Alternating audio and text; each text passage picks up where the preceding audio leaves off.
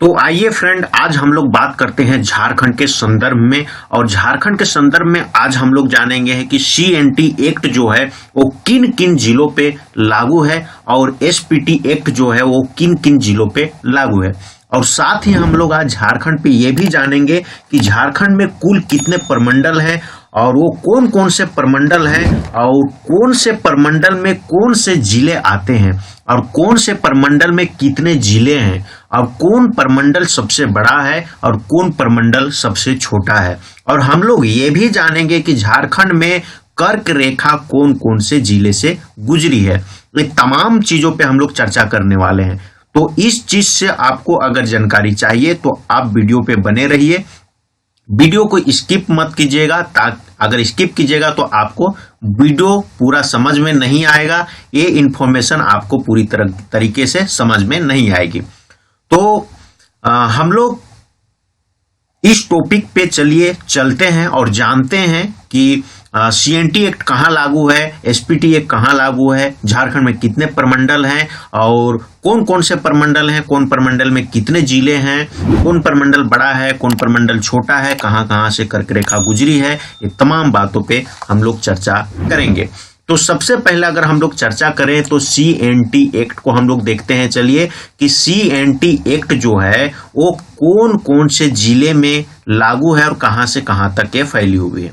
तो अगर CNT act की हम लोग बात करें तो सीएनटी एक्ट जो है वो पलामू प्रमंडल,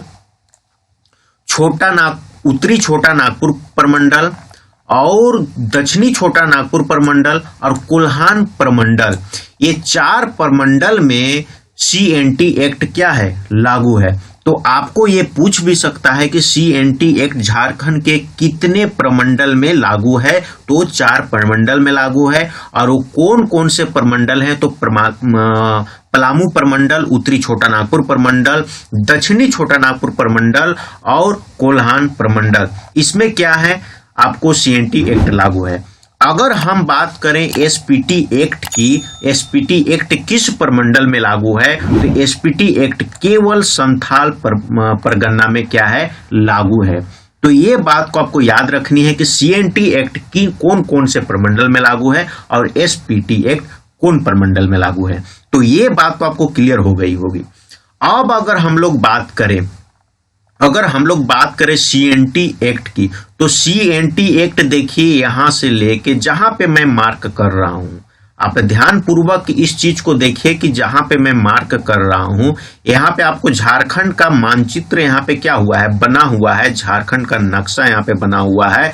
और जहां से जहां अभी मैं मार्क किया वहां पे हम लोग जिला का बात करें तो यहाँ पे गढ़वा है, पलामू है, चतरा है, कोडरमा है, गिरिडीह है, हजारीबाग है, लातेहार है, लोहरदगा है, रांची है, रामगढ़ है, बोकारो है, धनबाद है, खूंटी है, गुमला है, सिमडेगा है, पश्चिमी सिंहभूम है, सरायकेला है, खरसवा है और पूर्वी सिंहभूम है।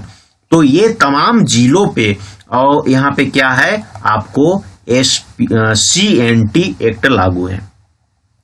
अगर हम बात करें अब यहाँ पे आपको एसपीटी एक्ट की, तो एसपीटी एक्ट केवल संथाल परगना में लागू है। और जहां पे भी मैं मार्क कर रहा हूं वो एरिया क्या है, संथाल परगना का एरिया है। और संथाल परगना के एरिया में अगर हम लोग जिला की बात करें तो वहां पे क्या है, जामताड़ा, देवघर, गोड्डा, साहेबगंज, पाकुड़ और दुमका, ये जिलों पे जो है एसपीटी एक्ट क्या है, लागू है। तो ये चीज को तो आप लोग जान गए कि सीएनटी एक्ट कौन कौन से प्रमंडल में लागू है, एसपीटी एक्ट कौन से प्रमंडल में लागू है, सीएनटी एक्ट में कितने जिले आते हैं और एसपीटी एक्ट में कितने जिले आते हैं। ये चीज को आपको पता चल गया। तो ये चीज आपको पता चल गई कि सीएनटी एक्ट कुल कितने जिलों पे लागू है और एसपीटी एक्ट कितने जिले पे लागू है। अगर सीएनटी एक्ट की हम लोग बात करें तो कुल अगर जिला की बात करें हम लोग तो सीएनटी एक्ट कुल कितने 18 जिलों पे क्या है, लागू है। और अगर हम लोग संथाल परगना एसपीटी एक्ट की हम लोग बात करें तो यहाँ कुल कितने जिले हैं, यहाँ पे कुल 6 जिले हैं, 6 जिलों पे लागू है। तो ये चीज आपको पता चल गई। अब अगर हम लोग बात करते हैं कि पलामू प्रमंडल कहां से कहां तक है, इसके अंतर्गत कितने जिले आते हैं, उत्तरी छोटा नागपुर प्रमंडल कहां से कहां तक है, इसके अंतर्गत कितने जिले आते हैं। और संथाल परगना तो आपको पता ही चल गया कि संथाल परगना का एरिया तो यहाँ पे रेड में आपको दिख रहा भी है, और इसके अंतर्गत जो जिले आते हैं वो कितने जिले हैं, वो 6 जिले हैं, है ना। और अगर हम लोग बात करें दक्षिणी छोटा नागपुर प्रमंडल की, और ये कहां से कहां तक है और इसके अंतर्गत कितने जिले आते हैं, और कोल्हान प्रमंडल की अगर हम लोग बात करें तो ये कहां से कहां तक है और इसके अंतर्गत कितने जिले आते हैं, ये तमाम बातों पे अभी हम लोग फिर से डिस्कस करने वाले हैं। तो सबसे पहला अगर हम लोग पलामू प्रमंडल की बात करें तो पलामू प्रमंडल आप देखिए कि पलामू प्रमंडल यहां से लेके जहां पे मैं मार्क कर रहा हूं अभी ग्रीन, वो चीज उसको आपको ध्यान में रखनी है। और ये एरिया जो है वो कहां पे आती है, पलामू प्रमंडल में। और हम लोग जिला की बात करें तो मात्र इसमें 3 जिला आती है, और वो कौन कौन से जिले हैं, गढ़वा, पलामू, लातेहार, है ना, गढ़वा, पलामू, लातेहार। और इस प्रमंडल में कितने जिले हैं, मात्र 3 जिले हैं, है ना।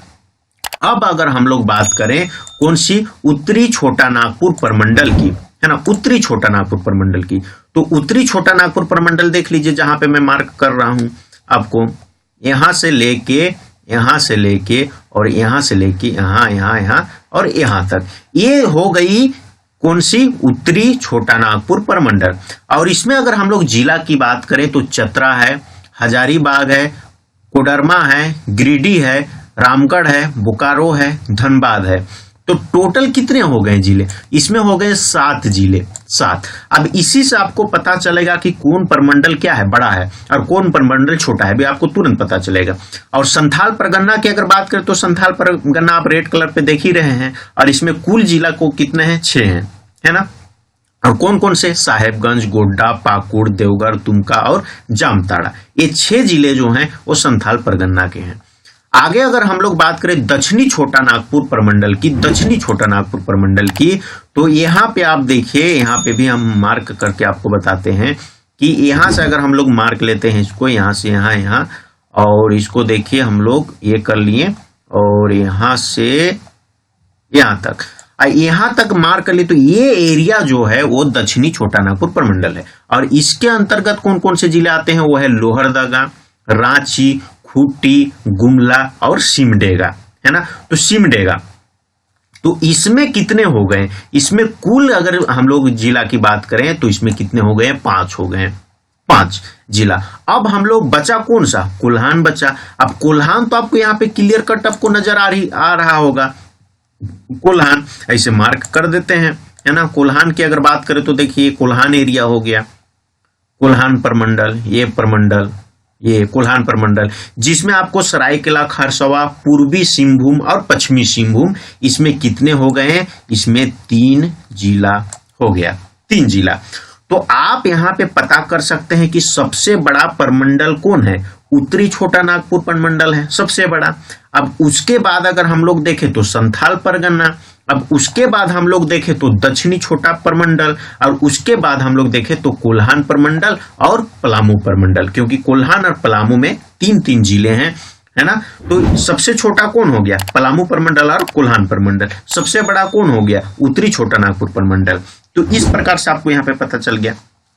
अब अगर हम लोग बात करें कि झारखंड में कौन कौन जिले से होकर कर्क रेखा क्या की है, गुजरी है, तो कर्क रेखा जो झारखंड में है वो कहां प्रवेश करती है, लातेहार में प्रवेश करती है। तो आपको क्वेश्चन पूछ भी सकता है कि झारखंड में कर्क रेखा कौन से जिले में प्रवेश करती है, तो वो जिला जो है वो लातेहार है। लातेहार के बाद वो सीधे गुमला में प्रवेश करती है, गुमला के बाद लोहरदगा होते हुए, रांची होते हुए, रामगढ़ होते हुए, बोकारो होते हुए वो क्या करती है, गुजरती है ना। तो इस कर्क रेखा में आपको 2-3 चीज को ध्यान में रखनी है कि कर्क रेखा झारखंड में कुल कितने जिलों से गुजरती है। तो जिला कितना है, 6 जिला है, 6 जिला, जिसका नाम यहाँ पे आप देख सकते हैं। पहला तो लातेहार, गुमला, लोहरदगा, रांची, रामगढ़, बोकारो, है ना। ये 6 जिलों से होके कर्क रेखा गुजरती है। प्रवेश कहाँ करती है, तो लातेहार में करती है है ना। और ये भी एक बहुत ही यहाँ पे बड़ी बात है कि झारखंड में ऐसे कौन सा जिला है जहां कर्क रेखा 2 बार गुजरती है, वो है बोकारो। बोकारो में कर्क रेखा कितने बार गुजरती है? 2 बार गुजरती है ना। ये बात को आपको याद रखना है। और अगर हम लोग पूर्वी सिंहभूम की बात करें तो पूर्वी सिंहभूम में दलमा गज अभयारण्य है ना, और ये भारत का प्रथम गज अभयारण्य है। ये भी आपको याद रखना है कि भारत का प्रथम गज अभयारण्य जो है वो पूर्वी सिंहभूम में है और उसका नाम जो है दलमा गज अभयारण्य है। तो ये तमाम बातों पे हम लोग आज क्या किए, चर्चा की है। और आपको यहाँ पे CNT एक्ट, SPT एक्ट अगर आपको समझ में नहीं आता है तो अब आपको समझ में आने लगेगा, क्योंकि अब हम आपको बताएंगे कि CNT एक्ट क्या है और SPT एक्ट क्या है। ये तमाम बातों पे आगे हम लोग, मतलब ये चीज पे हम लोग आगे वीडियो लेके आने वाले हैं। पूरे CNT एक्ट पे हम लोग वीडियो लेके आएंगे, पूरे SPT एक्ट पे हम लोग वीडियो लाएंगे, पूरे सरल तरीका से लेके आएंगे ताकि आपको समझ में आए और आपको एग्जाम में कहीं पे भी दिक्कत ना हो। तो उम्मीद करता हूं कि आज का वीडियो आपको अच्छी लगी होगी। अगर अच्छी लगी है तो वीडियो को आप लाइक कीजिए, सब्सक्राइब कीजिए चैनल को अगर अब तक नहीं किए हैं तो, और इस वीडियो को अपने दोस्तों के साथ शेयर कीजिए ताकि ये इंफॉर्मेशन उन तक भी पहुंचे, है ना। तो आज के लिए इतना ही। अब हम लोग आपसे दूसरे वीडियो में मुलाकात करेंगे। तब तक के लिए आपका बहुत बहुत धन्यवाद।